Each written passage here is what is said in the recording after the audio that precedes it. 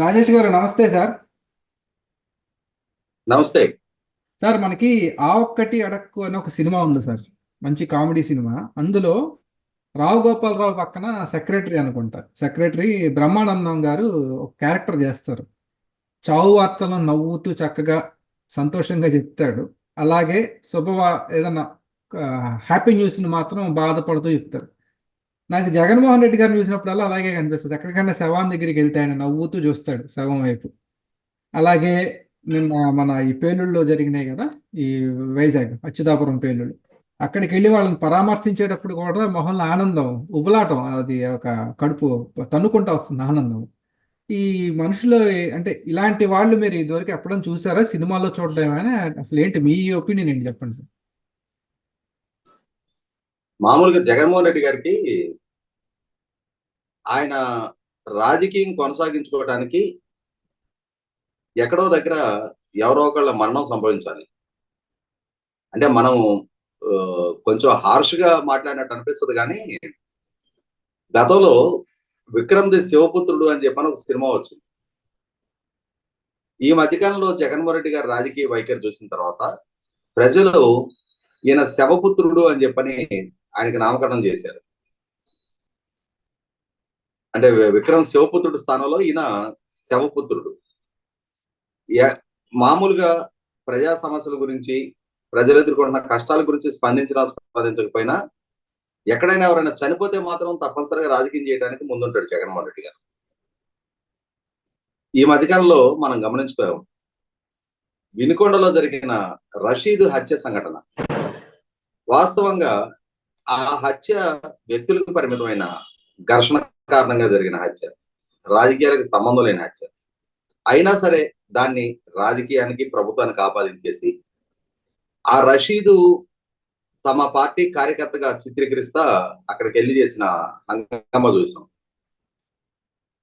ఒక వ్యక్తి చనిపోతే పరామర్శకెళ్తూ ఉదయం 10 గంటలకి తాడేపల్లిలో బయలుదేరి సాయంత్రం 5:35 గంటల దాకా తాడేపల్లి నుంచి వినుకొండ హార్డ్లీ 105 కిలోమీటర్లు ఉంటుంది. 105 కిలోమీటర్లు ప్రయాణం చేయడానికి 7:30 గంటల పాటు ఊరేగుతా, జిందాబాదులు కొట్టించుకుంటా, స్వాగత సత్కారాలు అందుకుంటా ప్రయాణం చేశాడు ఆయన. ఇది పరామర్శ యాత్ర జగన్మోహన్ రెడ్డి గారి దృష్టిలో. నిన్న ఒక ఘోరమైన దుర్ఘటన జరిగింది. ఎసెన్షియా ఫార్మాకి సంబంధించి వాళ్ళ రియాక్టర్ బ్లాస్ట్ అవడం తోటి 17 మంది విలువైన ప్రాణాలు కోల్పోయారు. పదుల సంఖ్యలో తీవ్రంగా గాయపడి హాస్పిటల్లో ఉన్నారు. అక్కడ పొరపాటు ఎవరిది, ఎవరి పర్యవేక్షణ లోపం అనేది విచారణలో ఎడితిరిగి తేలుతుంది. ఎందుకంటే జగన్మోహన్ రెడ్డి గారి ప్రభుత్వ హయాంలో సెక్యూరిటీ ఆడిట్ రిపోర్టు ఈ రోజుకి అందుబాటులోనే ఉంది. ఆ సెక్యూరిటీ ఆడిట్ రిపోర్ట్ ప్రకారం ఆయన పాలనా హయాంలో చోటు చేసుకున్న ఎల్జీ పాలిమర్స్ దుర్ఘటన తర్వాత విశాఖపట్నం ఉమ్మడి జిల్లాలో అక్కడ ఉన్న పారిశ్రామిక వాడల మొత్తాన్ని కూడా ఒకసారి ఇన్వెస్టిగేట్ చేయించి, సెక్యూరిటీ ఆడిట్ చేయించి ఒక రిపోర్ట్ తయారు చేశారు. దాంట్లో 121 కంపెనీలు స్టాండర్డ్ ఆపరేటింగ్ ప్రోటోకాల్స్ ప్రాపర్ గా మెయింటైన్ చేస్తున్నాయి అని చెప్పని జగన్మోహన్ రెడ్డి గారి ప్రభుత్వం నిర్ధారించింది. 29 కంపెనీలు ఆ ప్రోటోకాల్స్ ప్రాపర్ గా ఫాలో కావట్లేదు, సెక్యూరిటీ మెజర్స్ ప్రాపర్ గా తీసుకోవట్లేదు అని చెప్పని బ్లాక్ లిస్ట్ చేశారు. ఇప్పుడు ఈ దుర్ఘటన జరిగిన ఎసెన్షియా ఫార్మా జగన్మోహన్ రెడ్డి గారి ప్రభుత్వం ద్వారా క్లీన్ చిట్ ఇవ్వబడిన 121 కంపెనీల్లో ఉంది. మరి జగన్మోహన్ రెడ్డి గారి ప్రభుత్వ హయాంలో వీళ్ళు సెక్యూరిటీ మెజర్స్ ప్రాపర్ గా తీసుకున్నారు, స్టాండర్డ్ ఆపరేటింగ్ ప్రోటోకాల్స్ ప్రాపర్ గా మెయింటైన్ చేస్తున్నారు అని చెప్పిన క్లీన్ చిట్ ఇచ్చిన కంపెనీ మరి ఇంత దుర్ఘటన చోటు చేసుకుంది అంటే ఎవరిది బాధ్యత అది? అంటే ప్రాపర్ గా ఇన్వెస్టిగేట్ చేయనట్టే కదా, సెక్యూరిటీ ఆడిట్ ప్రాపర్ గా జరగనట్టే కదా. అక్కడ లంచాల కాసుపడి అధికారులు లేదు, పాలకులు, ప్రభుత్వం అక్కడ పారిశ్రామిక వర్గాలతో కొల్యూడైన పర్యవసానం కదా ఇవాళ ఇంత దుర్ఘటన చోటు చేసుకుంది. సరే, ఏది ఏమైనా సరే జరిగింది ఒక దుర్ఘటన, విలువైన ప్రాణాలు పోయాయి. ప్రభుత్వం చాలా వేగంగా స్పందించింది. ఆ వేగంగా స్పందించి ప్రభుత్వం సహాయ చర్యలు కానీ, వాళ్ళకి మెరుగైన వైద్య సేవలు అందించడం కానీ, ఎక్కడా పర్యవేక్షణ లోపం లేకుండా అధికారుల స్థాయి నుంచి కానీ నాయకుల స్థాయి వరకు ఆ ప్రాంతానికి వరుస కట్టి బాధితులకు అండగా నిలుస్తా ఉన్నారు. ముఖ్యమంత్రి చంద్రబాబు నాయుడు గారు స్వయంగా బాధితుల్ని పరామర్శించారు. ఆ దుర్ఘటనలో ప్రాణాలు కోల్పోయిన వారి ప్రాణాలు వెనక్కి తీసుకోవడం కష్టం, కానీ ఆ కుటుంబాలకు అండగా నిలబడటం కోసం ₹1,00,00,000 ఎక్స్‌గ్రేషియా ప్రకటించారు.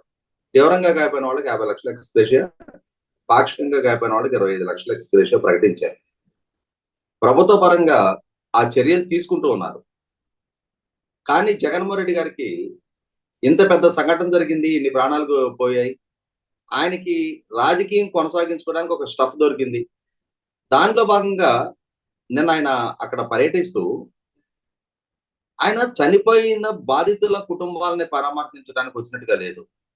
వాళ్ళ శ్రేణులకి సంస్కారహీనులా, లేకపోతే ఈయన సంస్కారహీనుడా? చనిపోయిన వ్యక్తుల దగ్గరకు వస్తూ జిందాబాదులు కొట్టించుకోవటం ఏంటి? మీడియాతో మాట్లాడుతూ జై జగన్ అని చెప్పని వాళ్ళు హర్షధ్వానాలతోటి, కేరింతలతోటి ఆయనకి స్వాగత సత్కారాలు పలకటం ఏంటి? అరే, ఒక దుస్సంఘటన జరిగితే అక్కడ చనిపోయిన కుటుంబాల పరామర్శకు నేను వచ్చా, ఇటువంటి చిల్లర ప్రయత్నాలు చెయ్యొద్దు అని చెప్పని వాళ్ళని వారించాల్సిన జగన్మోహన్ రెడ్డి చాలా ఆనందిస్తా ఉన్నాడు ఆ కేరింతలకి. పైగా ఆ పరామర్శించే సందర్భంగా కూడా మరి సిగ్గులేని మొహానికి నవ్వే సింగారం అని చెప్పని మనకి గ్రామాల్లో ఒక సామెత ఉంటుంది. ప్రజలు కష్టాల్లో ఉన్నప్పుడు ఆ కష్టాలని పట్టించుకొని పాలకుడుగా ప్రజల మనసుల్లో నిలబడిపోయి ప్రజల చేత చేత్కారానికి గురయ్యి ఒక రకంగా ఆ ప్రజాగ్రహంతో శిక్షకు గురయ్యారు ఎన్నికల్లో.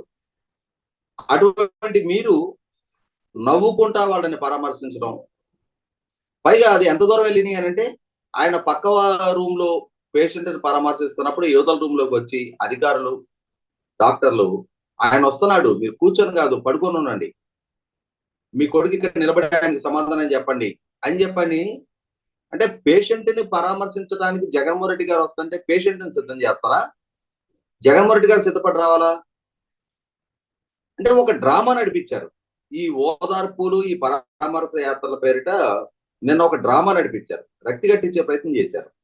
పైగా ఆయన కూడా బయటకు వచ్చేసి మళ్ళీ యథావిధిగా రాజకీయ విమర్శలు, తన పాలనా హయాంలో ఏమేమి పథకాలు అమలు జరిగినాయి, ఇప్పుడు ఏమీ అమలు జరగట్లేదు అని చెప్పని. సమయం, సందర్భం కనీసం దాన్ని పరిగణలోకి తీసుకొని వ్యవహరిస్తే రాజకీయ నాయకుడు అనేవాడికి కొంత మెచ్యూరిటీ ఉంటుంది. పెళ్లికి చావుకి ఒకే మంత్రం, పిడుక్కి చావుకి ఒకే మంత్రం అంటే అన్ని సందర్భాల్లో రాజకీయాలు చేయకూడదు.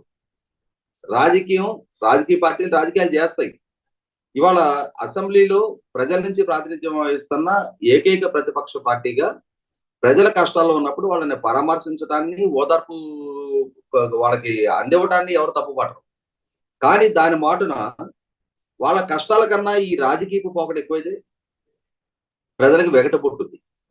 నిన్న జరిగింది అదే. ఒకసారి జగన్మోహన్ రెడ్డి గారు కూడా ముఖ్యమంత్రిగా కొనసాగారు కదా, ఆయన పాలనా హయాంలో ఇదే విశాఖపట్నం ఉమ్మడి జిల్లాలో 119 దుర్ఘటనలు జరిగినాయి, 120 మంది ప్రాణాలు కోల్పోయారు. 5 సంవత్సరాల పాటు సిరీస్ ఆఫ్ ఇన్సిడెంట్స్ జరుగుతూనే ఉన్నాయి. మరి అన్ని సంఘటనలు జరుగుతుంటే కంపెనీలు స్టాండర్డ్ ఆపరేటింగ్ ప్రోటోకాల్స్ ఫాలో అవుతున్నాయా లేదా అని చెప్పని నిర్ధారణ చేసుకోవాల్సిన ఇండస్ట్రీ డిపార్ట్మెంట్ ఎక్కడ నిద్రపోతా ఉంది? ఇండస్ట్రీ మినిస్టర్ ఆ ప్రాంతానికే సంబంధించిన కోడిగుడ్డు మంత్రి అమర్నాథ్, మరి అతను ఎక్కడ నిద్రపోతా ఉన్నాడు? ఏదేమైనా సరే ఇవాళ ప్రజల కష్టాల్లో ఉన్నప్పుడు రాజకీయం కావాల్సి వచ్చింది జగన్మోహన్ రెడ్డి గారికి. ఆయన కూడా పాలకుడిగా ఉన్నప్పుడు ఆయన పాలనా హయాంలో కూడా చాలా ఇన్సిడెంట్స్ జరిగినాయి కదా. నవంబర్ 19, 2021 సంవత్సరం అన్నమయ్య ప్రాజెక్టు బ్రీచ్ అయింది. 46 విలువైన ప్రాణాలు పోయినాయి. 6 గ్రామాలు తుడిచిపెట్టుకుపోయినాయి. వేలాది ఎకరాలు ఇసుక మేటలతో కప్పబడింది.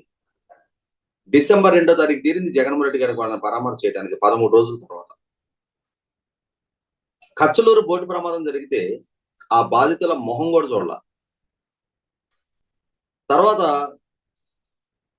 జంగారెడ్డిగూడెంలో 26 మంది నాడుసారా దాకా చనిపోతే ఒక్కటి కూడా నాడుసార వల్ల చనిపోయిన మరణాలు కాదు, ఇవి సహజ మరణాలు అని చెప్పిన అసెంబ్లీని తప్పుదోవ పట్టించాడు జగన్మోహన్ రెడ్డి గారు ముఖ్యమంత్రి హోదాలో ఉండి.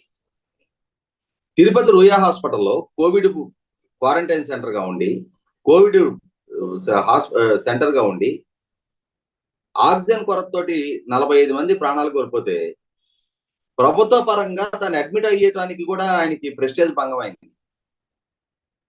అవి ఆక్సిజన్ కొరత ఏర్పడలేదు, ఆక్సిజన్ కొరత వల్ల ఎవరు ప్రాణాలు కోల్పోలేదు అని చెప్పని ప్రజల్ని తప్పుదో పట్టించే ప్రయత్నం చేశారు. వక్ర భాష్యాలతో కూడిన సమాచారం ఇచ్చారు. 25 మంది శానిటైజర్ దాకా చనిపోయారు. ఒక్క చావును కూడా ప్రభుత్వం అడ్మిట్ అవ్వాల. పులివెందుల్లో జగన్మోహన్ రెడ్డి గారికి సంబంధించిన సంబంధికులకు సంబంధించిన మైన్ లో డెటనేటర్లు పేలి 10 మంది చనిపోయారు. ఏం సహాయ సహకారాలు అందించారు? ఇవన్నీ ఆ వేళ్లు తన వైపు చూపుతున్నా వాటికి సమాధానం చెప్పడు. ఏ సందర్భం సమయ సందర్భంతో సంబంధం లేకుండా రాజకీయ విమర్శలు, ఈ రకమైన వైఖరి ప్రదర్శించడం వల్ల ఇప్పటికే ప్రజల్లో పలసనయ్యారు మిస్టర్ జగన్మోహన్ రెడ్డి గారు. ఇంకా ఇంకా మీరే పలసనవుతారు. ప్రజల్లో ఏహిభావం పెంచుకుంటా ఉన్నారు. ఏ సందర్భంలో రాజకీయం చేయాలనే కనీసం మాత్రం విచక్షణ ప్రదర్శించకపోతే ఇప్పటికీ దూరం అయింది కాదు, మరింతగా దూరం అవుతారు. ఆలోచించుకోండి.